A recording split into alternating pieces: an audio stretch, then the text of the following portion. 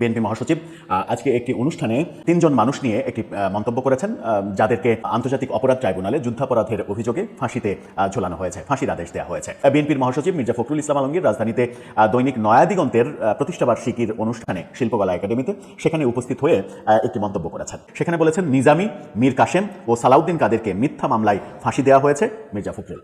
শুধু ৩ জন না, সাথে বলেছেন অনেক আলেম ওলামাকে মৃত্যুদণ্ড দেওয়া হয়েছে মিথ্যা মামলায়।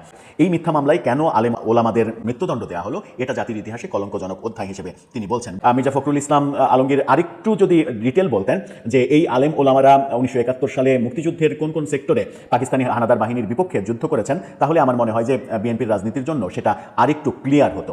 হতে পারে যে সংবাদপত্র ভুল সংবাদ ছাপাচ্ছে, এরপর পরক্ষণেই এটা নিয়ে যদি মানে প্রশংসা শোনেন তিনি, তাহলে হয়তো তার বক্তব্য তিনি পরিবর্তন করবেন না, কিন্তু এটা নিয়ে যদি সমালোচনা শুনতে হয় তাকে, তাহলে হয়তো এর আগে ভারতীয় পত্রিকা এই সময়কে দেয়া সাক্ষাৎকারকে তিনি যেমন ডিজোন করেছেন, বলেছেন যে তিনি এই সময়কে সাক্ষাৎকারই দেননি।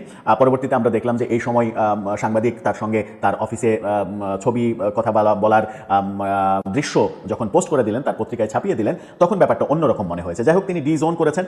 এটাকেও পরবর্তীতে কোনো একটা সময় ডিজোন করেন কিনা নাকি ওন করেন।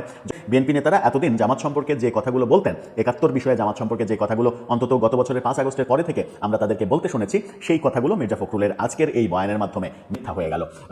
প্রশ্ন একটাই, সেটা হচ্ছে যে মির্জা ফখরুল যে মন্তব্যটা করলেন আলেম ওলামাদের মিথ্যা মামলায় নিজামী সহ যাদেরকে ফাঁসি দেওয়া হয়েছে কিংবা যাবজ্জীবন কারাদণ্ড দেওয়া হয়েছে, মিথ্যা মামলায় ফাঁসানো হয়েছে, আমার মনে হয় যে এই অভিযোগ এনে আন্তর্জাতিক অপরাধ ট্রাইব্যুনালে বিএনপির উদ্যোগেই আর একটা মামলা দায়ের করা উচিত শেখ হাসিনার নামে, যে এই দেশের গর্ব আলেম ওলামাদের রাজাকার ট্যাগ দিয়ে কেন মিথ্যা মামলায় তাদেরকে ফাঁসি দেওয়া হলো, এই জন্য তার ফাঁসি চাই। দর্শক, আপনার মন্তব্য জানিয়ে লিখতে পারেন।